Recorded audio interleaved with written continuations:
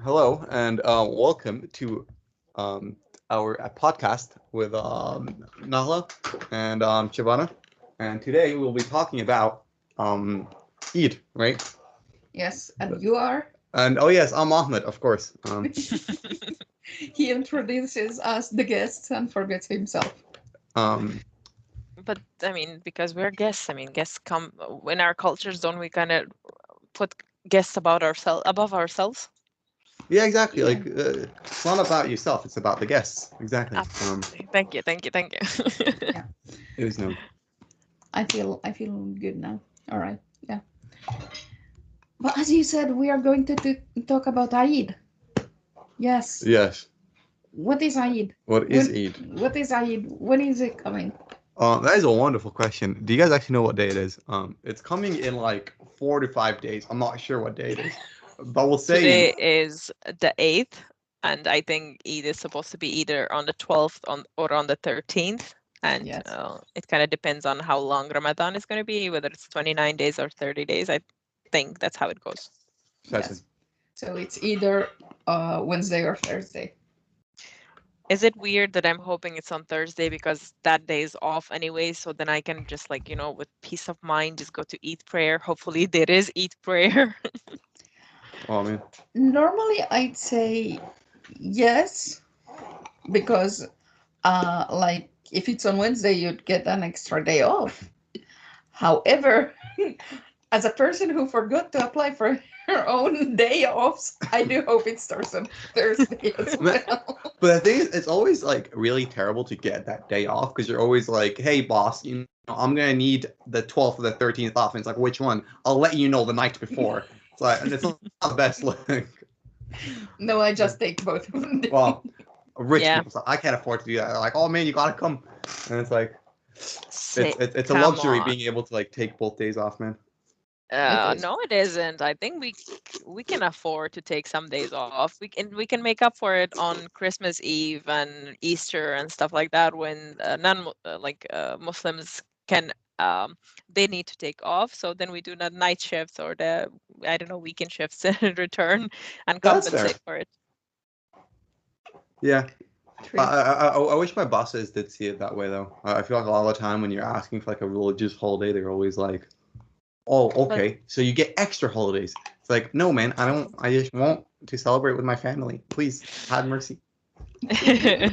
maybe that's the approach. You shouldn't say have mercy. You just say that I will compensate for it when you are off. Valid.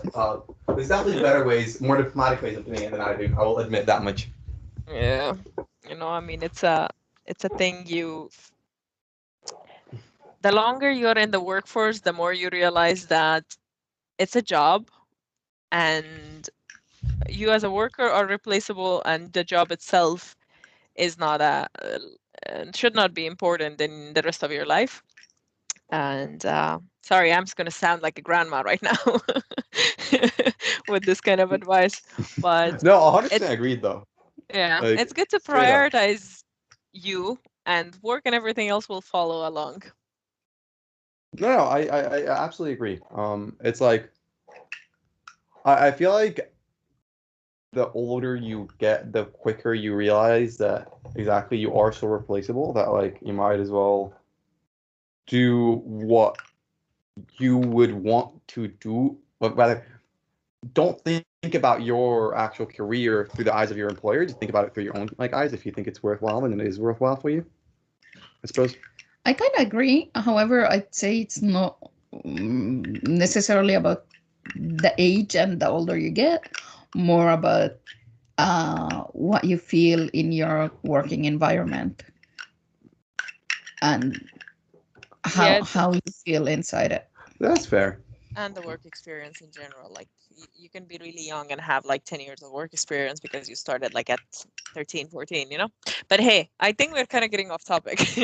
We were Right. We supposed to are. talk about Eid. Yes, but back to Eid and Okay. the kitchen talks. Right. So the night before, you're watching the TV. They tell you whether or not they saw the moon, and then you call your boss. You're like, "Hey, boss, I'm gonna need tomorrow off."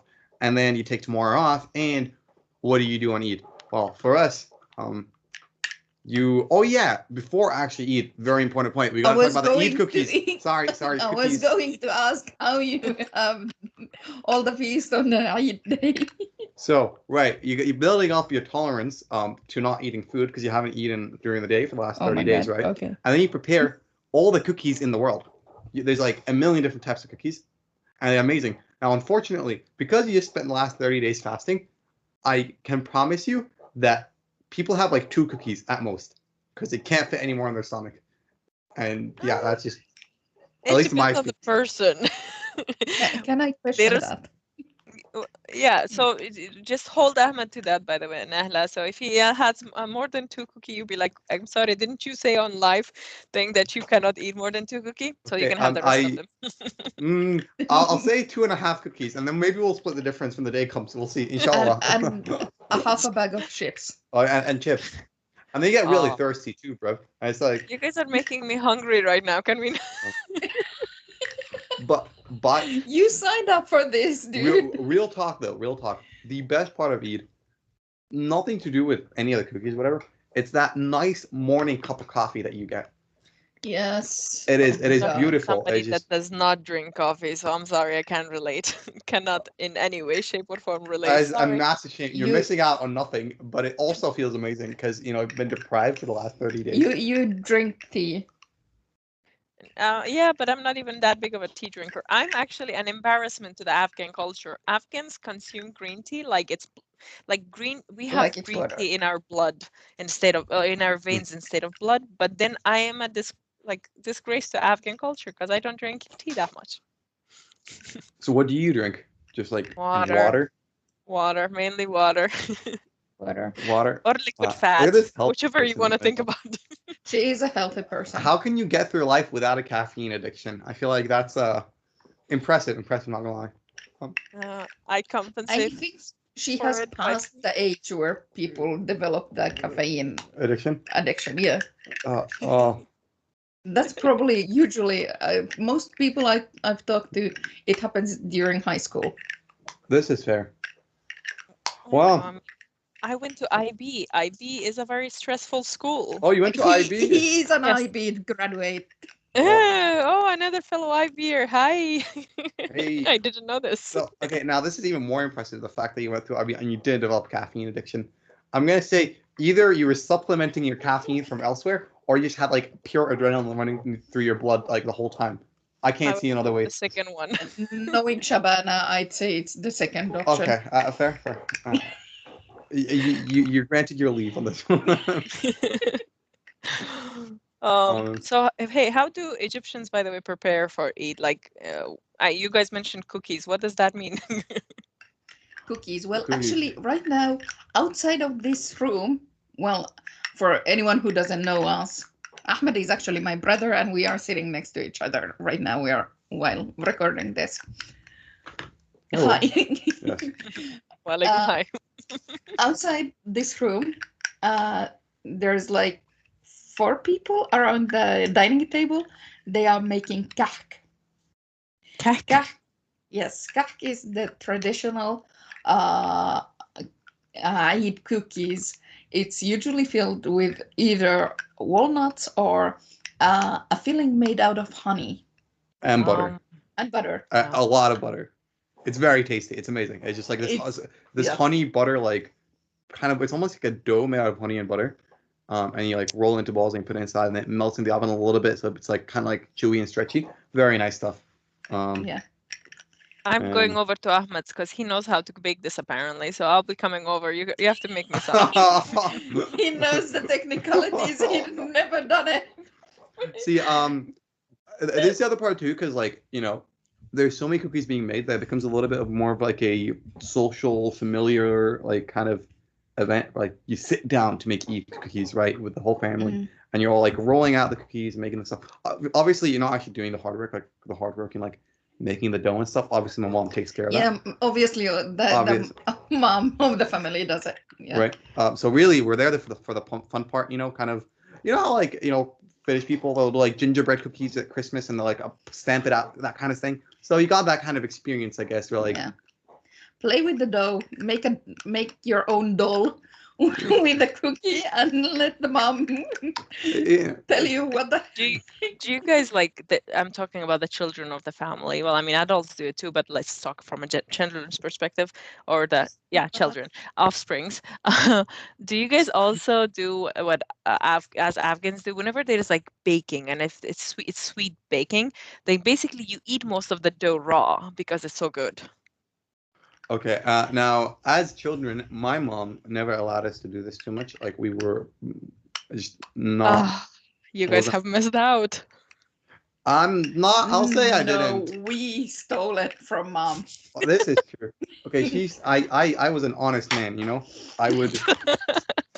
Sorry. I just didn't eat it. You know? He was so innocent and honest. Like if mom is saying no, he just okay. What a And good then later child. on, I like walk into like the kitchen. I see like my sister just like swooping out the dough. I'm like, what happened here? How would this? What? I thought she said no. Although, truth be told, because he said if we have the dough raw, the dough of the cookies that are made during Eid, they are not the tastiest raw doughs, really. Yeah, actually, this is a really important point. So the cookie is mostly not about the actual cookie; it's about the filling. Because the actual like the cookie dough is essentially just like a little bit of butter. It's like almost a sugar cookie, where it's like mostly butter and flour and a little bit of sugar. It's not that sweet. So But crumbly. yeah, it's very crumbly because there's a decent amount of butter in it. But the point is, it has almost no flavor on its own. The filling is where the entire life of the party is. So the filling can be that walnuts.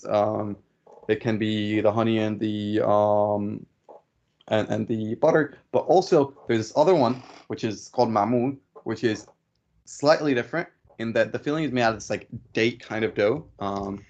Although I have to mention about mamul, traditionally mamul is not Egyptian. However, we do it. Okay, this is true. There's I a think little it's bit of like Palestinian. cultural borrowing, we'll call it. I think it happens a lot in Middle East. Yeah. I mean, there's also like these weird French like petit four cookies that my mom makes sometimes, which She actually made them. she made them. Yeah, Well, they which are behind you. my mom made apparently. Yeah. Which I find weird because they're French. It's like, why would you want to celebrate your religious holiday with a French Your pastry? colonizer's pastry. Exactly. They're the French. This is the most disgusting thing. But hey, like apparently it's the thing that people do. Although I have to say they are very delicious. They are very soft cookies, two-sided, and then French. French. I don't. Wow. I can relate. Like Make seriously, your- Ahmed, make I your own understand. version of it. This is true. See, Yeah. that's I don't know. Like you guys said that this was it kek? Kak, yes. Kek was it was a dome shape, right? Yes. How Yeah. do you put the filling in there then? You roll the dough into a bowl, Yeah. then you make a dump in it with your finger. You press it.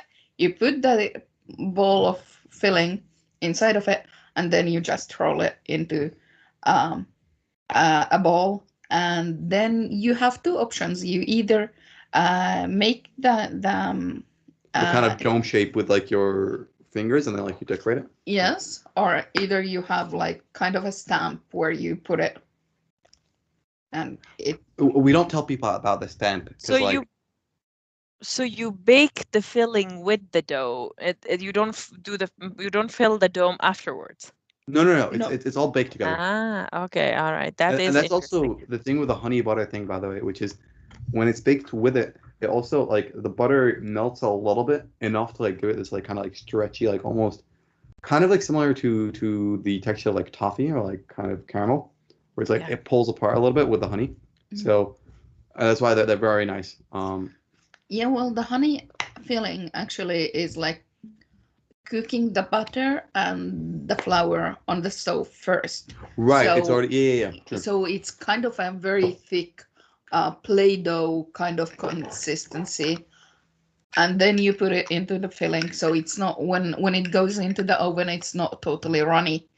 It's just like soft caramel kind of consistency. Yes, very good stuff, I will say. Yeah. Oh, and then they tend to be topped with a little bit of powdered sugar, so that when you take your first bite, your mouth is dry, right? You take your first bite, the powdered sugar just goes all over your lungs, and then you keep coughing for the next 5 minutes, and it's amazing. It's And beautiful. if you're wearing a black dress. Yeah, everywhere. Yeah. Worse still, your little 6-year-old kids, right? It's Eid, so you know what? It's time to party, have a grand old time. Take the cookie out to the living room, and you make a massive mess. But because it's Eid, your parents can't get mad at you. So they're like, "Oh, Ahmed, do you want to please eat it on the kitchen table?" And then you're like, "Oh, fine, I'll do it just for you." You get to be the negotiator, is my point. Wow. Yeah. So basically, well, I don't know. That sounds really delicious. I want some, just so you guys know. So now that you've got talked about this, on Eid day, I expect home delivery of these two, maybe even the French cookie thingy. Shall be arranged. Wait, even the French? Even the French. I don't like the French, but we can make an exception. It is Eid. Well, we'll have to consider this one. It's heavy. We'll make it work. Well, what about you guys? What kind of stuff do you guys have I for heard Eid? that your mom is actually doing something right now.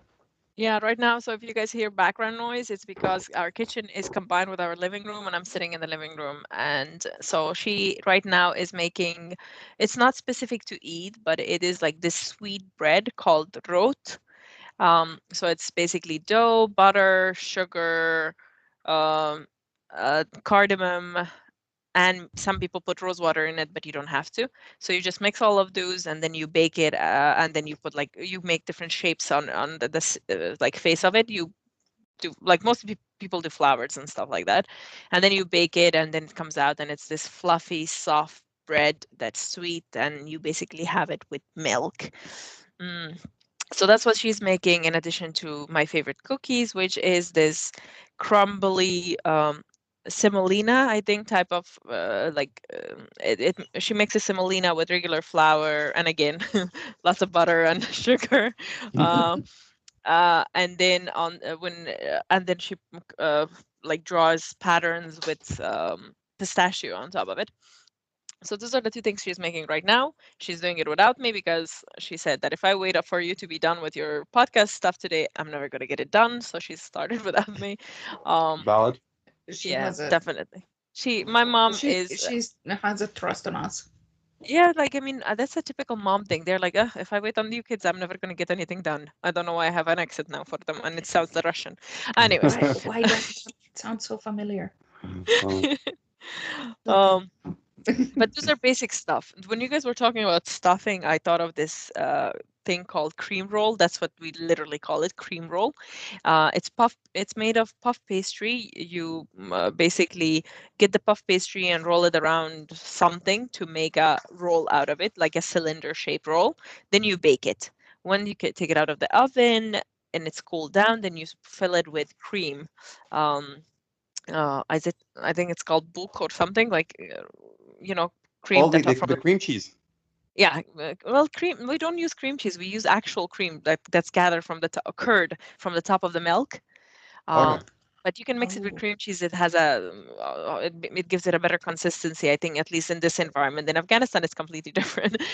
So then you fill it with that has, like, of course, sugar in it, and then you cover it with confectionate sugar and pistachio, and then that's how you serve it. It's Isn't it really, kind of like a Swiss roll, just with puff pastry instead of a dough? yeah, Swiss rolls basically have a similar idea behind it, and then I think Italians like, what do they call it, cannolis, or what they're called. Yeah. It's the exact same idea. I think they stole it from Okay. us. Come on, our culture is like over Of course, 7,000 years old. Valid. Yeah. But the things that our kids do, that they participate, because those are like difficult things to make. The things that kids participate in is elephant ears. It's basically like if you make pulla, or like a basic bun flour, but then you make it really into thin sheets, and you basically then spread it into circular thin sheets, and then you pinch one side of it so it looks like a fan or a elephant ear, and then you basically deep fry it. Oh.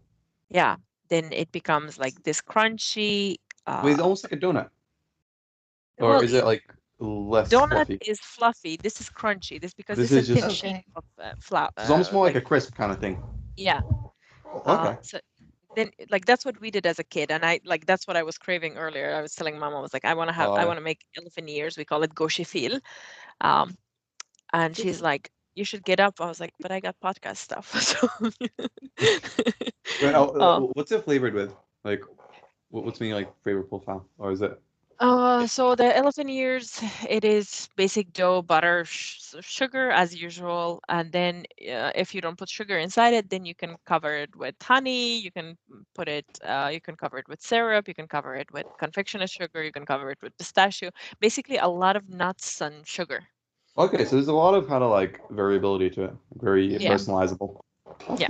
Kind of nice. Yeah. What's your favorite way of having it served? Mine is the standard one, which is basically no sugar in the dough, but then confectioner's sugar on top of it with pistachio, because it keeps like it's the right amount of sweetness, and then if you have it with green tea, surprise, surprise, then it feels like home. It has a very nostalgic feeling for me because when we were younger back, not in Afghanistan because I left Afghanistan very young, but when we lived in refugee camps in Pakistan, you can't really afford too many things, and making elephant ears was, I guess, the cheapest thing we could make that still had a fun and festive feeling to it. That is nice. It does sound really nice. I can make you guys some. I don't know if Yeah. it's gonna happen for this Eid because it's like it's gonna happen in a few days. Yeah. But I can make it for you guys someday outside of Eid. It's also okay. Oh, yeah, that sounds great. Do you guys have any savory stuff that you eat during Eid, by the way? Are there any savory dishes? Yeah. So, savory stuff. Yeah, we do have savory stuff. So just to be clear, we're talking about pastries right now, not because I think at the beginning the idea was to maybe talk about the whole feast, but we're going to run out of time, so I'm going to stick to the savory pastries now. And if the audience is interested in knowing the whole feast among like with Afghans or in I guess with you guys it is Egyptians, then they can let us know and we can record that later. But savory pastries. So, did you guys know that, or Nahla, did you know that Afghans also have samosas? Like, I think Egyptians have samosas too, right? I have kind of an idea that samosas is like every single culture simply has something similar to samosas. Yeah. Well, I can tell you that the Afghan samosa, I think potentially has been influenced by our neighboring countries, which is like Pakistan and well, India is not a neighbor, but it's a neighbor adjacent. um, so our samosas are usually filled with, it can be filled with meat. The samosa is still triangle shape for most parts, and the other fillings are like potatoes, chickpeas, green peas, and we use spices. I think that thing that sets Afghan samosas apart from like Indian samosas is that our spices is always balanced. We want to be able to taste all the other ingredients, so we don't overdo it with the um, spicy stuff. So that's one of the savory things we have for Eid and in general, like during big occasions. In addition to this, we have this thing called boloni, which in Finnish, I think Finland has an equivalent of it called lörtsö, and in English it's called hot pocket. So what it is Okay. basically it's a circular, like you make dough, regular baking bread baking dough. You make it into a circular shape, thin, and then you put fillings. And for us, my favorite, for example, is green leeks. You put the leeks in one side that has, of course, spices in it like salt, black pepper, a little bit oil, and then you close the other half of it, and it's going to look like a half moon shape. And then what you do is you either bake this in the oven, or then the traditional way is that you have this really thin plate that's put on top of the stove or on top of fire, and then you basically fry both sides of it on that. And that is, I think, our go-to thing. That's one of my most favorite savory pastry thing. I don't know if I would call it a pastry, but it's still like bologna is go-to. Like I love bologna so much that when my mom goes traveling, before she leaves, I'm like, can you make me X amount of bologna so that it lasts me during the entire time you're away, so I can have bologna. So that's a really popular thing among Afghans. Certain cultures, and I Yeah. think that it's very beautiful. And people actually eat savory dishes in Eid. They start with that, and after that they go with the sweets. We just skip the savory, so I want to hear about the savory. But here's the thing, we're talking about pastries right now. We're not talking about the whole feast. If you want to talk about the whole feast, Afghan feast does not, like, these are just snacks, dude. There is a proper meal that we have to talk about. You have a proper feast. We have a proper feast, like we have rice and meat and Okay. like different kind of Shabana, tell yeah. us the whole story. I'm sitting here. I have nowhere to go. Well, I mean, we literally like have a feast because it's for 30 days you eat regularly. You eat like the minimized format, and then all of a sudden you can eat at a normal time, and you feel like, oh my God, I want to have this, and I want to, like, all your cravings are going to be met in one day. So what happens is basically then on Eid day, after the Eid prayer, if you have had a breakfast before, that's good. If not, then you combine make a brunch. But if let's assume you haven't had breakfast and you want to do breakfast and lunch together, then there is like the chai, the regular, there is different forms of chai for us, by the way. There is the chai, the Indian chai with the milk and cardamom and stuff in it. There is the green tea, black tea, white tea, all of these variations, they all exist. In addition to that, we have like the cream that you have in bowl that you eat with bread. That's also one of the things that you have in the morning. Then there is like the our egg, tomato, onion, shakshuka type of thing. You guys have, I think, love shakshuka, yeah. Yeah. So we have our own version of that. Okay. So that is What part makes of it that. different? I think if I have, like, I've had shakshuka once, and my experience was that it was too heavy on the tomato. Like it was more, yeah, it was more heavy on the tomato than it is for us. For us, what we do is like we fry the onions, stir fry the onions, then we put in the tomatoes until the tomato falls apart, and then we go about. I'm sorry, do you hear the background noise? Just checking here. No. No. Oh, fantastic! Because my mom is full on doing dishes now.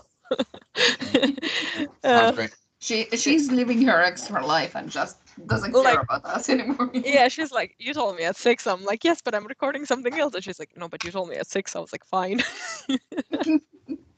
Yeah. Moms. Yeah, so onions, tomatoes, then we put black pepper, salt, coriander, and tomato. That's it. Like ours is like all of these are balanced, where I felt like shakshuka was heavy on the tomatoes. But that might have been just my experience with like that specific shakshuka. So that is like that's a part of the breakfast part. In addition to this, we would have like rice that's covered with raisins and carrots that have been deep fried. And then underneath it is like a buried lamb pieces. We call it kabuli pulao. It's like a really big thing in Afghanistan, and also in the neighboring regions. Like Pakistanis love our food because of that kabuli pulao. Then we have different kind of curries. That the reason why I use curry, because most people like don't understand necessarily the word korma, but we call it korma, but Indians call it curry. So different sauces with different type of meats and vegetables. And like our stable go-to is like a spinach dish. Then bamia. I think you guys also have bamia, don't you? Yeah. So then the bamia or okra. Then we have meatballs not the Finnish or Nordic European dry ones, but rather in sauce ones. Then there is like the skewer kebabs, like chunks of meat. So there is a lot of food. If you, of course, I mean, this is talking from a very privileged point of view, that if you like you're able to and you're able to afford it back home in Afghanistan right now, not everybody can afford to have this, but again, being very privileged here, I have to acknowledge that. That's what we do. Like that's the amount of food we have, and then because we are used to not eating as much, guess how much of that is like left for the next, I don't know, 7 days. So yeah, there's a lot of meat, there's a lot of rice, there's a lot of food, there's a lot of, oh, and we have dumplings. Oh, sorry, I don't know why you guys are making me talk about food. I'm getting hungry here. Getting hungry. Yeah, so we have dumplings. That's another savory thing that we have. What about you guys? Do you, in Egypt, do you guys also like do savory pastries for like Eid or festive occasions or not? I have to be honest, I don't know. Our family don't, but I Yeah. think that's more of the tradition of, well, not being able to eat so much. So we just wanted to go with the cookies and bag of chips, which is very modern and not even part of the celebration. We are just chips munchies over here. Yeah.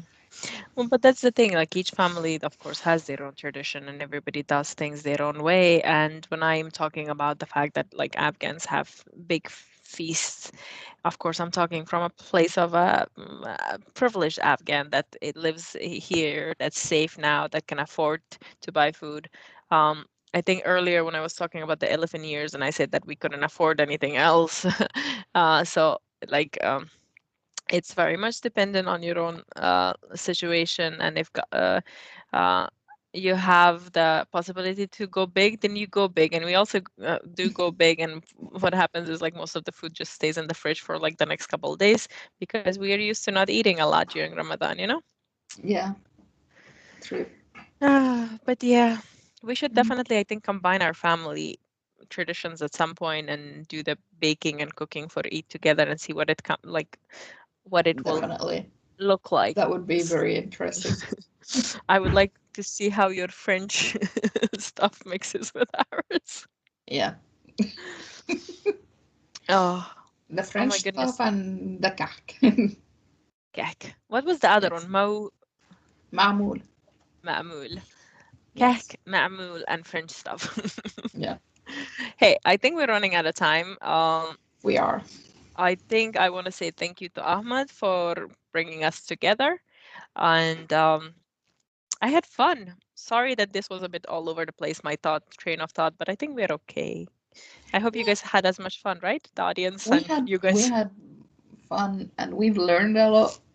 Like it's I'm still looking forward for the elephant ears. Gauche fil. Yeah. See, it's Gushy easier than feel. cack. Well, it is because feel is also in Arabic an elephant.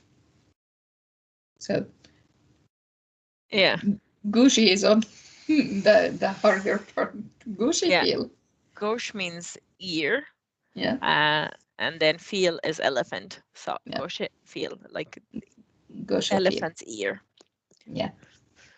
But yeah, I'm looking forward for the elephant ear. Gushy feel. and the bologna, the lurch. Yeah. Oh my god, there's too many stuff to be Oh looking yeah, forward. oh my God, like seriously, like the bologna, you can have it with spicy chutney or yogurt. I'm sorry, we need to stop. We're running out of time. Thank you so much. Shabana, I'm coming over. Please That's do. it. All right. Okay. Salam Thank, alaikum. thank you. Salam And Eid alaikum. Mubarak, by the way. Eid Mubarak. Well, thank you everyone for coming to our little podcast with Ahmed, Nahla, and Shabana, where we have discussed a little bit about different Eid cultures. And I hope you learned something new today and you enjoyed. Thank you and goodbye.